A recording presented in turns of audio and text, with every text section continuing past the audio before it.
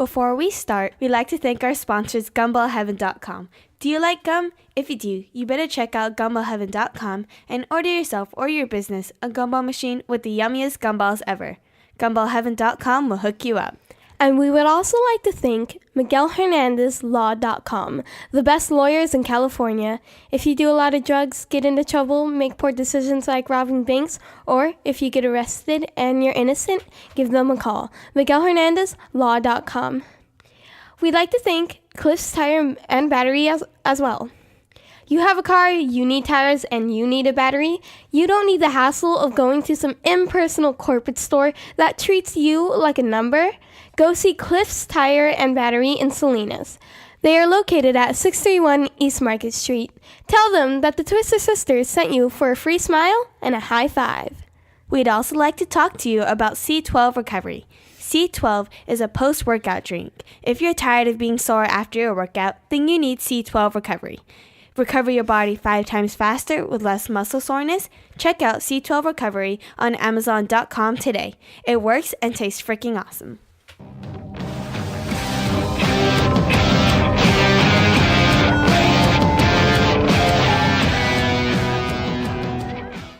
It puts the lotion on its skin. Hello, everybody. Welcome to the Unlikely Survivors podcast. I'm Caden. And I'm Julie, and we are the Twister Sisters. The sticker came off. Today we have...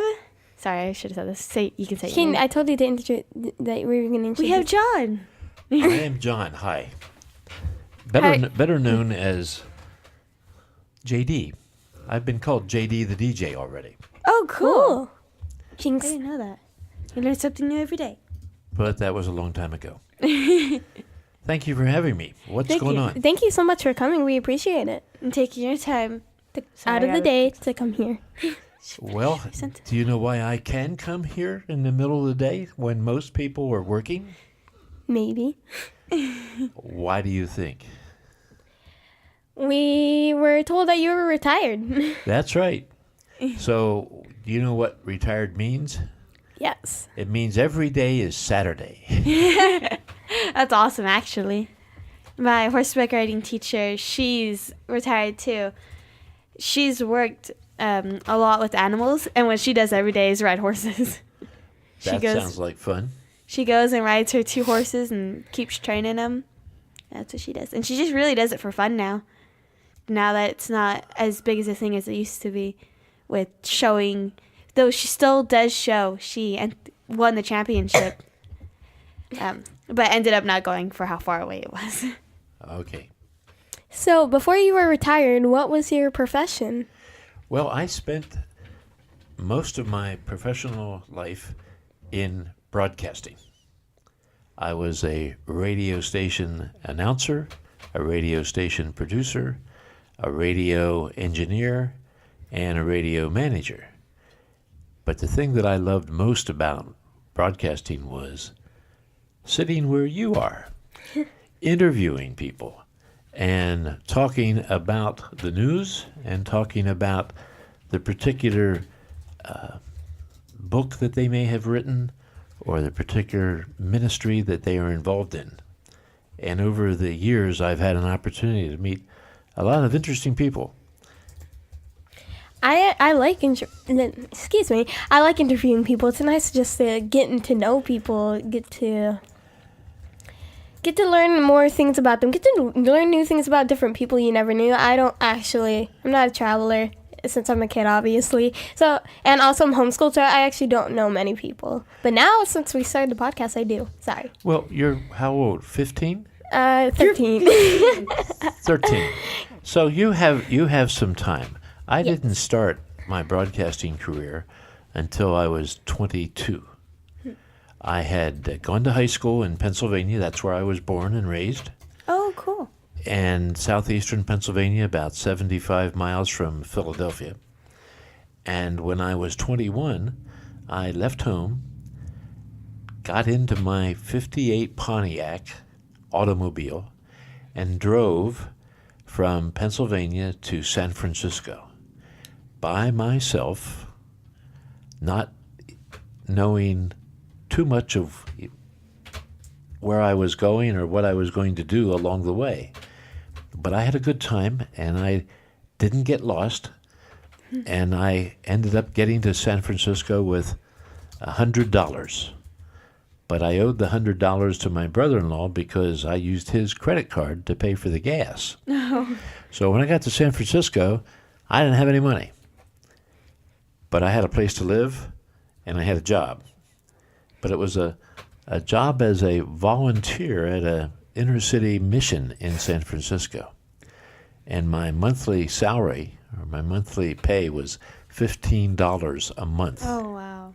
Wow. But that was 50 years ago. And you could buy a Coke for a dime or 15 cents, and you could buy a hot dog for a quarter. So things were cheaper. Yes, I remember I remember my dad my grandpa used to say he would buy comics for 5 cents, and my dad would say he would buy comics for a quarter. And how much are they now? Like $5. $6. So much money. Yeah, my son had the first 40 editions of G.I. Joe. Oh, wow. And he sold most of them because he wanted money for something, but he kept number 1. And he still has it. I don't know what it's worth. But at any rate, I was working at the mission, and I drove truck. And guess what I got to do every morning? Drink hot cocoa. I got to go to 3 donut shops. Oh, that sounds cool. I want to do that. And I would pick up big trays of donuts. They were day-old donuts. They were yesterday's donuts, but they still were pretty good. Mm-hmm. But what I did was I picked them up, and then I took them back to the mission. And then around 10 o'clock in the morning, we had a Bible study coffee break for the people off the street. And they'd come into the auditorium, and we'd give them 2 donuts and a cup of coffee, and then there'd be a short Bible study. Mm-hmm. And then in the evening, we had a meal where we had soup and sandwiches and fruit and donuts. And we'd feed about 144 people every day. Wow. That sounds nice. My job was driving all around San Francisco and picking up the food that we used to feed the people. So I got to know San Francisco really well, driving all over it.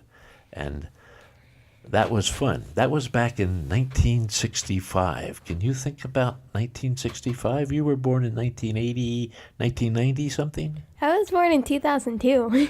Oh my goodness, 2002. And you were born in 2001. 2001. So you were both millennials, right?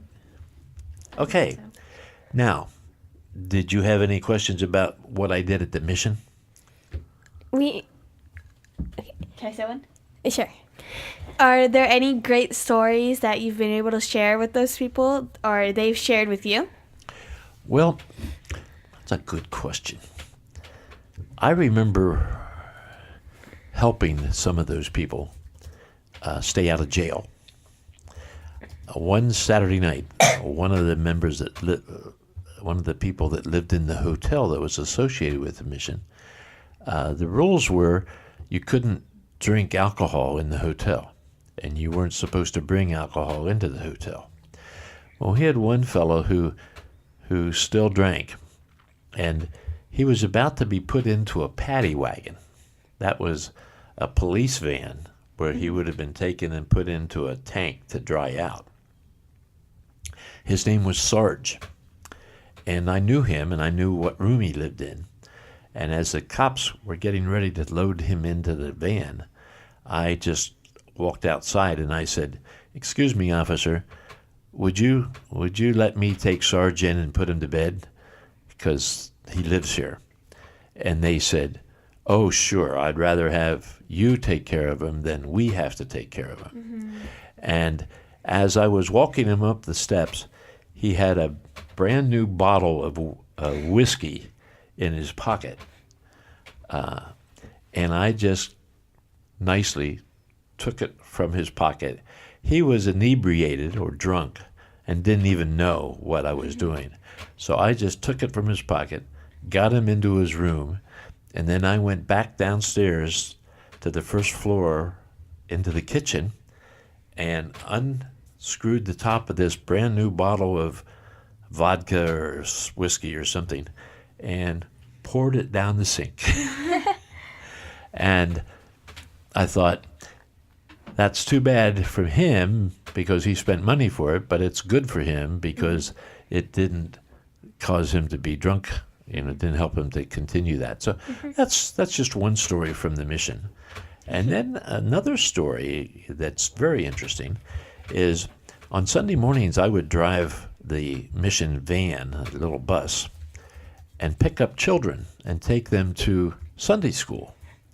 And two of the girls were Korean girls that were members of a family that attended the church that associated with the mission. And their names were Linda and Laura. And they were about your age or a little younger when I met them. A year ago in November, Lorraine and I, my wife, we went to Australia with Linda and Laura and their husbands, who also were from Pennsylvania and who also came to the mission in San Francisco, and it was called the Lifeline. They came in the 1960s like I did, and they worked there for 2 years, and they married Linda and Laura, who were sisters. And we had a reunion, like a 50-year reunion on this trip that we went to Australia. So Linda and Laura and their husbands and another gal who was also at the mission, and they were also from Pennsylvania. We all got to go to Australia. Well, we went to New Zealand first, and then we got on a cruise ship and cruised to Sydney, Australia over a course of 2 weeks. And that was the greatest adventure of my life. And That's awesome. I could do a whole half-hour interview about that, but we won't go there. I actually have a friend who lives in Australia and one that lives in Argentina. I know some YouTubers that live in Australia. I've always wanted to go to Australia. I don't know why. I think it was just because it was a small continent, and I like the name Australia. Well, it's a beautiful place, and it's as large as the United States, but it's the whole continent of Australia. Yep. Well, you would like to go there. I suspect that maybe you have the possibility of going to the moon. Yay! Or Mars or someplace like that. If you project out what life will be like in 60 years, because I'm about 60 years older than you are.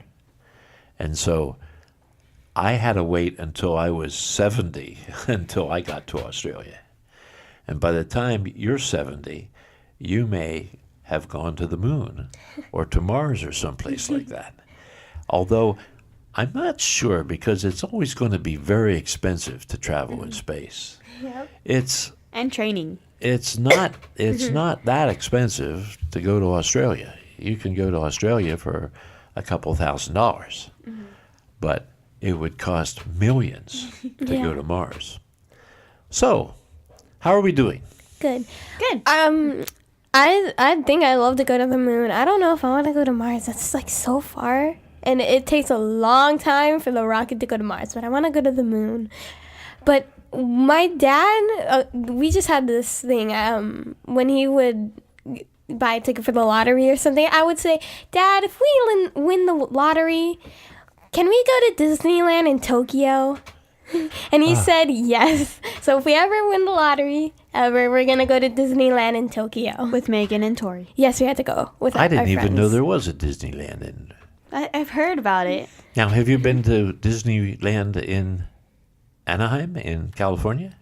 Yes. Have you We been, went last year. Have you been to Disney World in Florida? Nope. No, I want to go. We all well, want to go. See, so you can go there before you go to Tokyo. I went to. Do you know how much money it costs today to go to Disneyland for a day? I think the tickets are close to 50 or something. Yeah, it's more than that. It's like $100 now. And you got to pay wow. for food. And when you're walking around, if you're there all day or something happens, I wonder how the much food it there is and their gifts for at Tokyo. souvenirs. Now, guess what? Guess how much it cost to go to Disneyland when I went for the first time in $7.65 for a whole day. $7.65. $5. Wow. I want to time travel. I time travel into the past.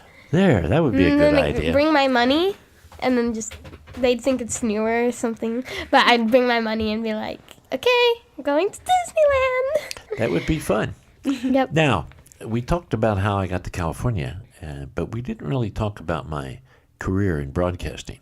Okay.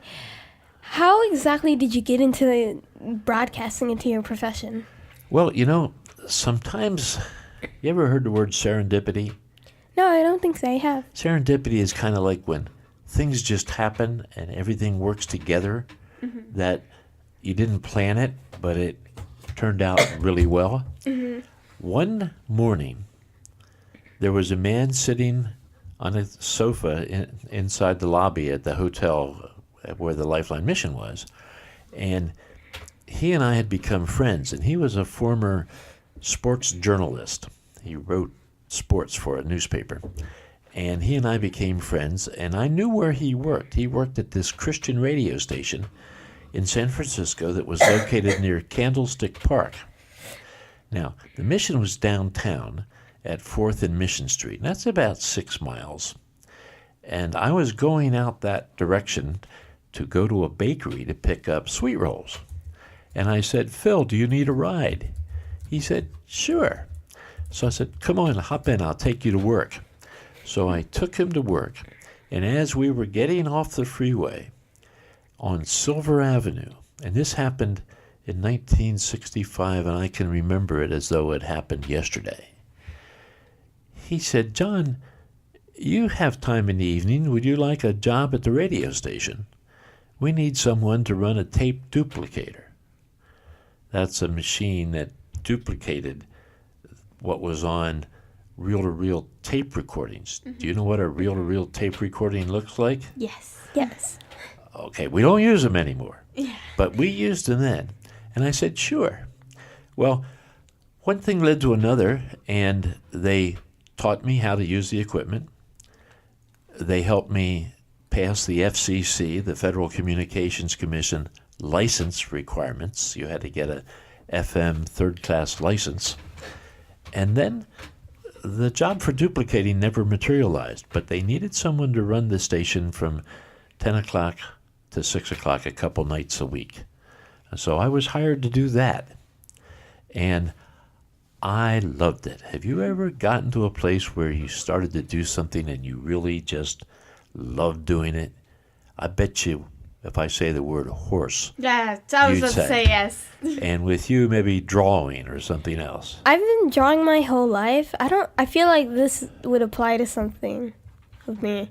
I feel like it was kind of different for me though, because I went to a camp with we were swimming and boogie boarding. We were going in the ocean, like kayaking. It was amazing. I am afraid of water. I am afraid of drowning, and I didn't want to go at first. I mean, I wanted to go to learn about the animals. That sounded fun, but I was scared to go. And we also went scuba diving, and that was very scary, but it was a great experience, and I found it really fun. Well, this is what happened to me when I got into radio. I just loved it. And I would go out there and volunteer. I would volunteer to scrub the floor.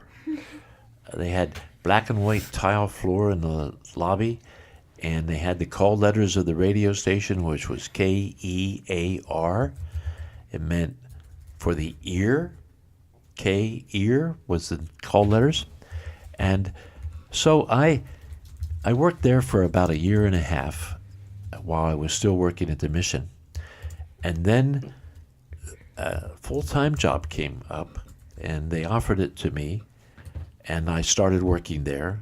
And I started by editing reel-to-reel tape with a razor blade and splicing it together.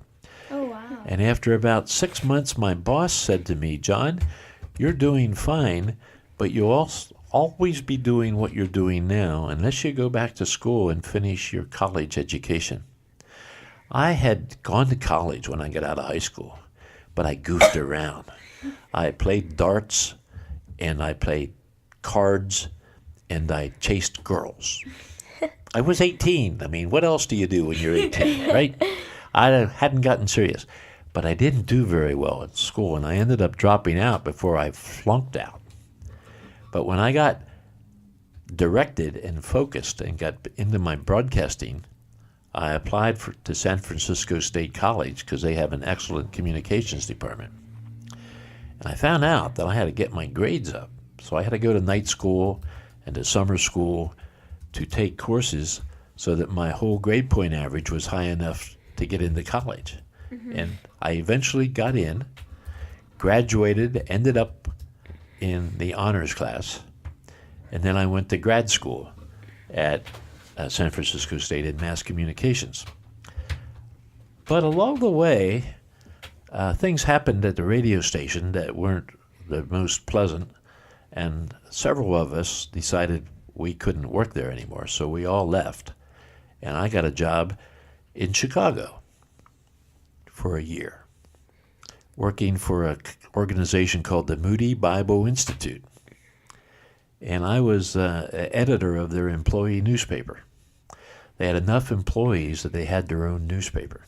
It was called the Moody Memo. And it was just to provide information about what was going on at the Bible Institute.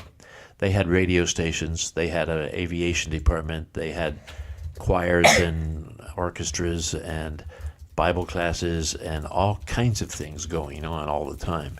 So there was a lot to write about. And I got into, have you ever heard of Paul Harvey? I know Paul Anka. Well, Paul Anka's a singer. Paul Harvey was a very famous newscaster. He had a daily news broadcast that was well received on radio for many, many years. And he had an office in Chicago.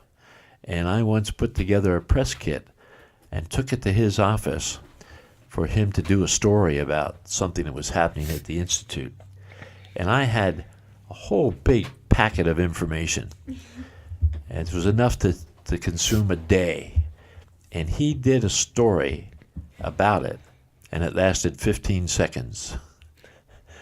It was a lot of work, but everybody was very proud of me that I was able to get 15 seconds on Paul Harvey. That's pretty funny. Yep. So then I left Chicago and went to Pennsylvania and worked for a newspaper for 7 years, and ended up going back to Oregon and worked at a radio station for a couple of years before a friend of mine called and said he was starting a radio station in Salinas and would I like to come down and be the manager. And so in 1984, my son and I was a single parent at that time, my son and I moved to Salinas and we started KKMC AM 880, a Christian radio station, and we started that in September of 1984, and I retired in November of 2011 after being there for 27 years. Oh, wow. Wow. And during that time, I got to do a lot of interviewing, and I had a program called Conversations, and I interviewed authors about their books. Oh. That's cool. And I wrote this. I did this interview with this author about. It's called God in the Pits, and the pits were the trading pits of Chicago Board of Exchange, and he wrote a book about what goes on in the high-level trading where they trade commodities and they trade livestock and things like that. And it was a fascinating book, and I had an hour-long interview with the author. And when it finished, he said, "John, you did such a thorough job of interviewing me. Would you like to review my next manuscript? I'll send it to you." So he sent me a manuscript of his next book, which I don't remember the name of, because I don't think I ever read it. Oh. But I got a chance to talk to almost anybody I wanted to if they had written a book, because authors always want to have an opportunity to promote the book they've written. Mm-hmm. So you might find somebody that has written a book and interview them about the book. I Well, I've never read the book, and I've interviewed about her, but she's right there. She did write one. Oh, well, you read her book, haven't you? I You haven't haven't read her book? I think I want to taste her book because it's something about chocolate, isn't it? I want a bite of it. I read about the first page, but she didn't want me reading it in case I started to make fun of her. Though a long time ago, she said I could read it. I just haven't read it yet. yeah, you can read it now because I was little back then. So if you make fun of me now, you're just making fun of the past me. So then you're living in the past. The sisters. But yeah, I like talking about my book, and not my older book, but my newer books. It's just nice to tell people my stories and my ideas. So I'm pretty sure other authors like that as well. Of course. I've interviewed a lady who was the wife of a U.S. senator. His name was Rick Santorum, and he's still in national politics. He ran for president one time. Wow. And his wife wrote a book entitled Saving Graces. And it's talking about teaching manners and graceful behavior to children. And it's a great book. Mm-hmm. And I interviewed her, 6-8 years ago. And it came out very nicely. Very nice. She had a lot of good information. And if I still have the book, I'd like to pull it out and read it again. Yay. Caden, do you want to ask the next question? Rereading a book is actually one of my favorite things. Whenever I do, I get to experience what I was feeling before, whether it was a biography or not a biography or just some fictional story. Mainly fictional stories, though. Hey, I have a suggestion. May I make a suggestion? Yes. You started off with introducing your sponsors. And typically in a program, somewhere halfway through it, people will say, hang on, we'll be back with more of today's interview, or we'll be back with more of this program after another word from our sponsors. So why don't you talk about the sponsors again and tell us who sponsors this program? Because I was thinking that if I needed a new set of tires, was thirsty, and was in trouble and needed a lawyer, I could get all three of those services from your sponsors. So who are your sponsors? Our first sponsor is actually me. My business is gumballheaven.com, and I work with people. I collaborate with them and put my gumball machines in their business. And we work out a plan to where I go in about once a month or every couple of months or so, depending on how the business, the turnover? I'm not sure what the word is. How much you sell? With that one company or store or business, that can range from anything from a vet office. I have it at Steinbeck Equine. Shout out to you guys. You guys are awesome. And I also have it at my dad's law firm, and I have it at a couple of restaurants. I've had it at phone places, and actually one more, an insurance company. Are you looking for new places to put your gumball machines? Actually, yes, constantly. If I can ever find a new place that's willing to collaborate with me and to create a partnership, then yes, very much. And how much does it cost? I have no idea. It's free. They get 15. They free. I talk to them if they let me take up 1 square of their 1 square foot of floor space. Yes. Then yes, and they get 15% of the profits I make, and this all saving up for either my college or rescue animals.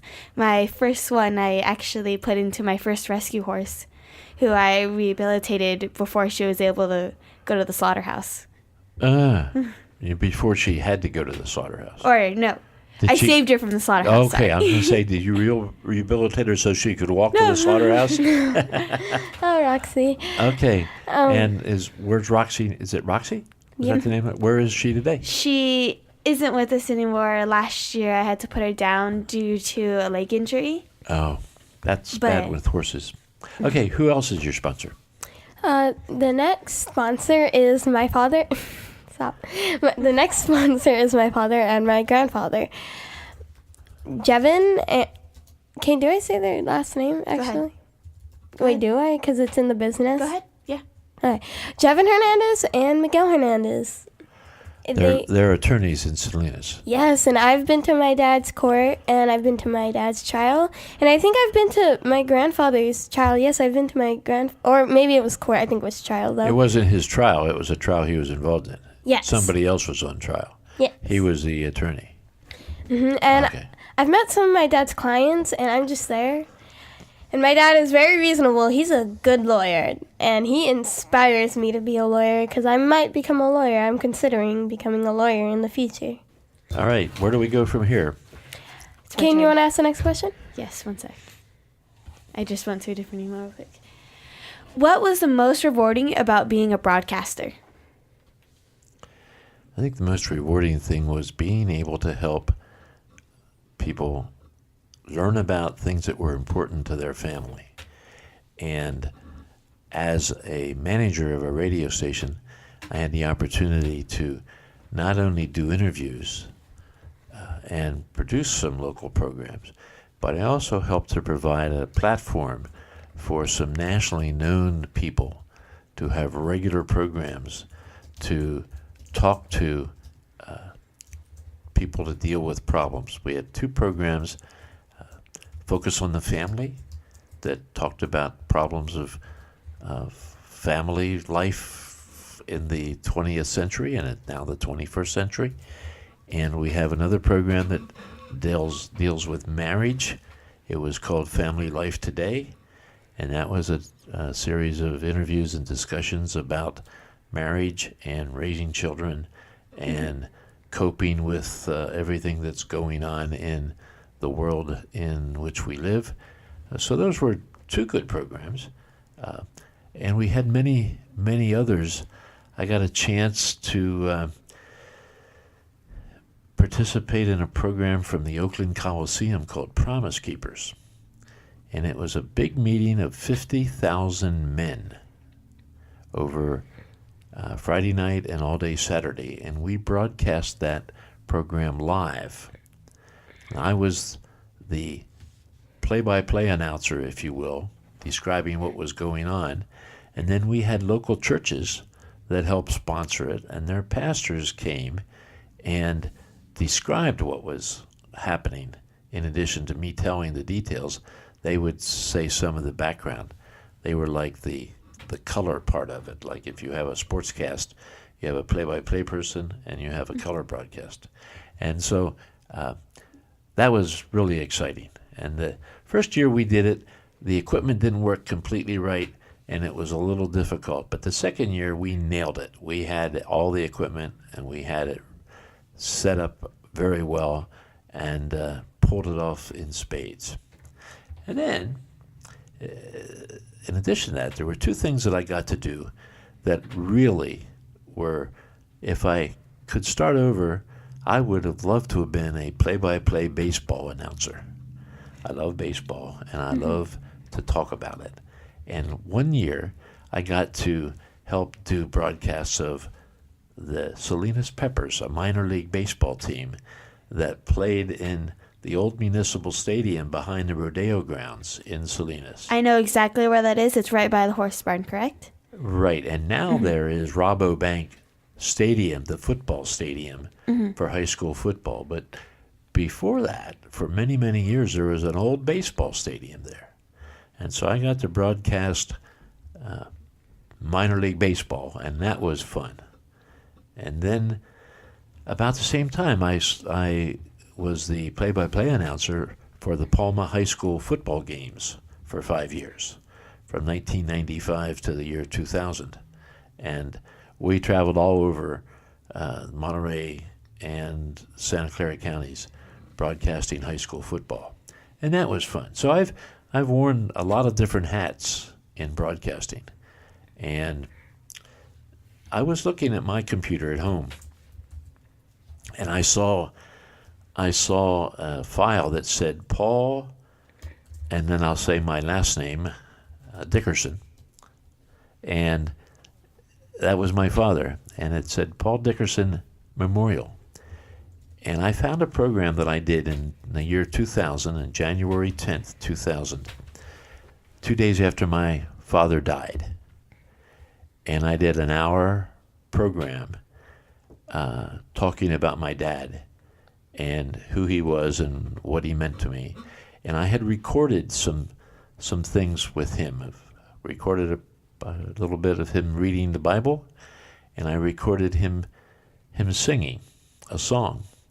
And I played those, and I just listened to them the other day, and it brought back great memories. So when I was in radio here in Salinas, I got to do just about anything imaginable. We covered the Pope's visit in 1987 when he came to Laguna Seca, and we did a live broadcast of the Pope being here. And once I broadcast from the deck of a ship that was in the middle of Monterey Bay off of Santa Cruz. Oh, wow. I did a live remote talking with the people on this ship, and it was a hospital ship that traveled around the world providing medical services to poor people who couldn't get them otherwise. And they did a lot of eye surgery, and they did a lot of correction of cleft palates for children that were born with defects, deformities. And I got a chance to do a broadcast from the deck of that ship, and I'd love to do that again. Wow, you've really been places and met many people. You must have great experiences. Well, I've been blessed. I got to go to Haiti one time to help produce a documentary about the need for orphanages in Haiti. Wow. And great. I was okay until I drank an orange soda with ice. And the ice was made from the water that you're not supposed to drink in Haiti. And I got really sick. Food poisoning? Well, no. Not food poisoning. Intestinal problems. And so I got sick. Someplace they call it Montezuma's revenge, and other places in Haiti they call it Haitian happiness. But you're not very happy because you're very sick. And I'll leave it at that. I remember one time with my sister and some other people from a church, we set up something for Haiti, donation thing. I wasn't a big part of it, but we sold a bunch of snacks and food, and we donated all the money for charity to Haiti. Because was that around the time of the earthquake in Haiti a few years ago? I think so. I'm pretty sure. Mm-hmm. It was nice. I didn't know many of the people, but it was fun. My sister's done a lot of similar stuff for that. Our oldest sister, Nikki, they did, I think, a show for Japan. And I don't remember everything, but I think there was a lot of singing and dancing. They did a whole fundraiser just for after the earthquake of Japan. It was like a public meeting? Mm-hmm. Where they had, people donated money, and they had, a whole show. And that's what I remember. I don't know if she was there? actually a part of it. I think so. I feel like we were. I don't know. I remember something really similar to that. That was when you were younger. Mm-hmm. You mean you're forgetting things already? I forget things all the time. Well, we were terrible really, memory. really young, I guess. We were just little. So may I ask a question? Mm-hmm. What is your goal for this podcast? What do you hope to accomplish? How many people do you want to listen? And for one person who has just been on it, when can I hear it? Okay. I actually had a book written down of all this stuff. Let me think. So, because I organized everything. Our main reason... Yeah, go. Our main reason of having this podcast is to share stories and make people smile, make someone laugh, just to brighten up someone's day a little more. Well, I hope I did that. Yes. Thank you. You're funny, and your stories and your experiences, you telling them the way you tell them, it's just very interesting. It's enjoyable. Sometime I'll have to tell you how I ended up in jail. Dun dun. You could tell it, actually, if you wanted if after. You want to. That's up well, to you, it wasn't very far from here. Probably less than 3 blocks. Oh, wow. But there was a demonstration across the street, and I won't name any names, but there was a demonstration, and people were having a sit-in because they didn't like what was going on at this particular organization. And they were getting arrested. And I was here as a reporter.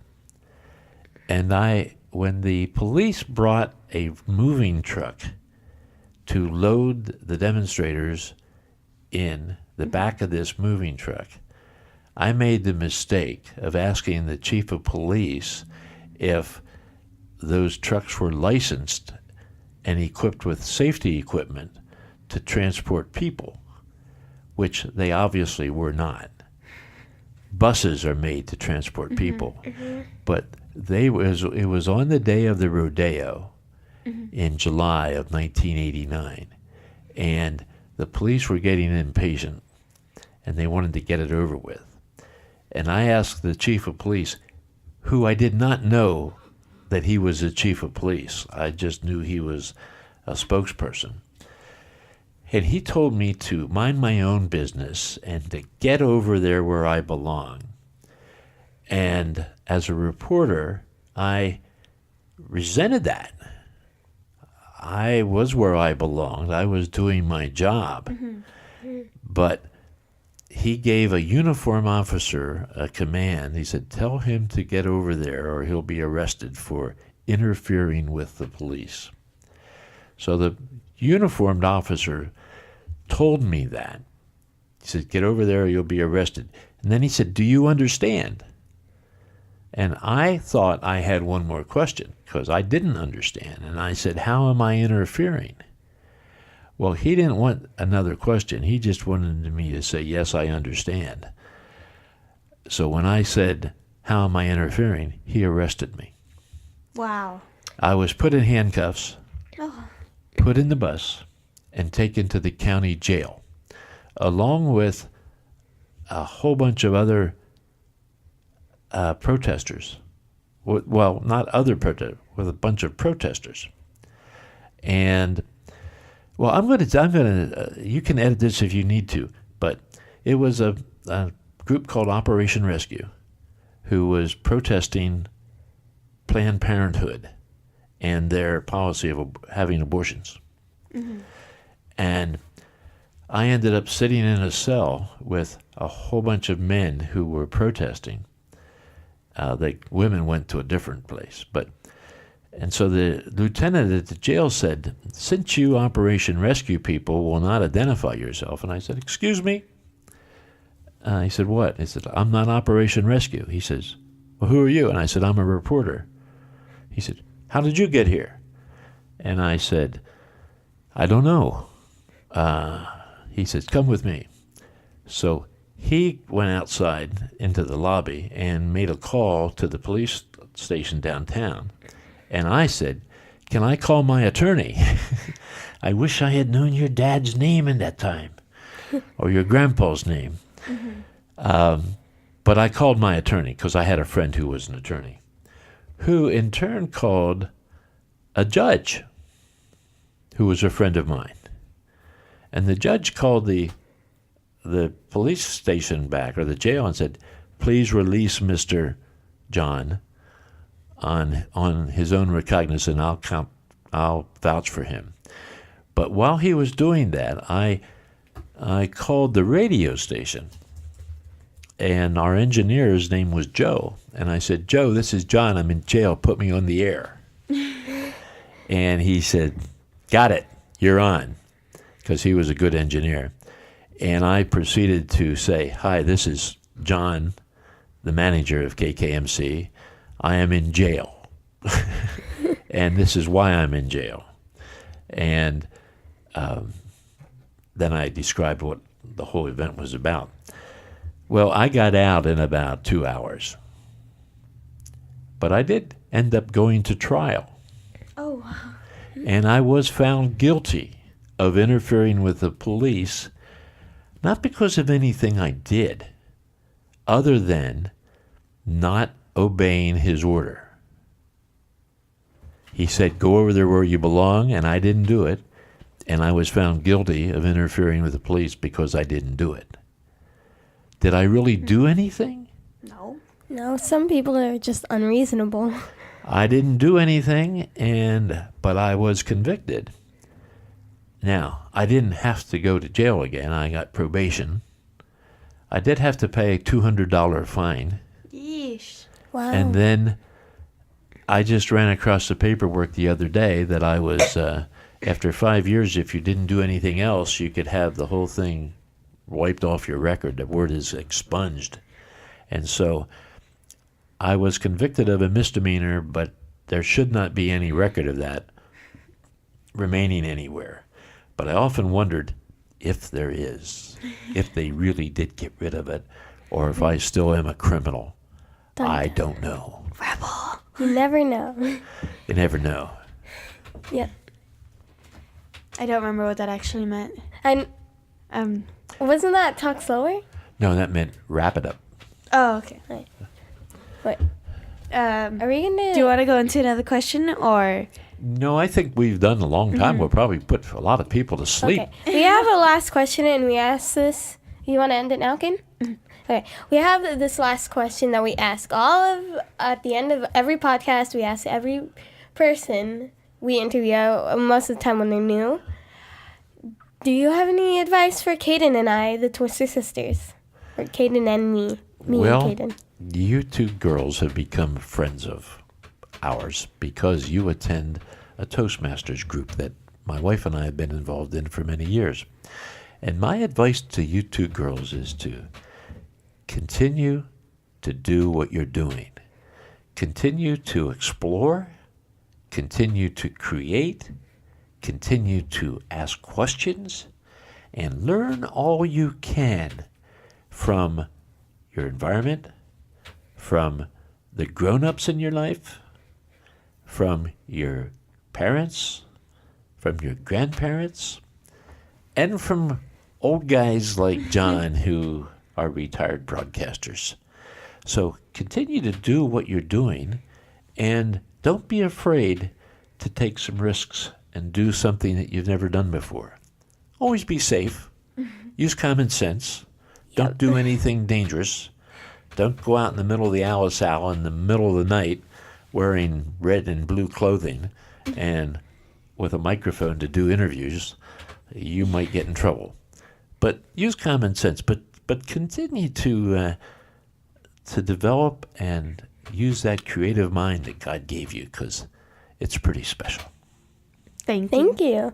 And for those of you who don't know, Toastmasters is a speech class that we go to every morning that starts Not at every 6. morning. Well, I'm sorry. Tuesday mornings. Every Tuesday morning at 6:45. Sunrise Toastmasters Club. And Shout out to you guys. Yes, and it definitely helps with speaking. Leadership. I have a skills. question now. We're getting ready to wrap this up, but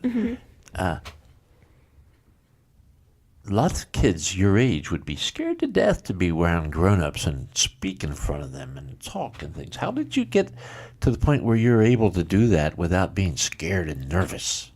I'm not really sure. I think we kind of just grew up with it. Julie and I grew up with a school where before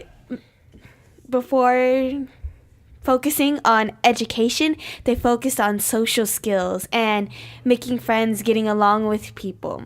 And then it was the education. So for those first 3 years that we were in school, that's what we learned about. And I don't know, we've just always been comfortable talking with adults, and it's something our parents have taught us.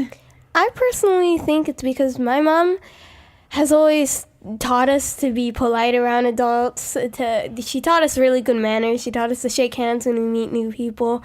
She taught us, and our dad also taught us just how to be around adults. And he told us not to be nervous what's the worst that can happen if you accidentally make a mistake? Everyone makes mistakes. If you kind of just trip down and fall on yourself or something, they're not going to depending on who they are, but for the most part, no one's going to judge them like they fell down, they're a terrible person. They're not going to laugh at you. No, basically. They'll probably help you up. And it's also because we grew up with our grandparents.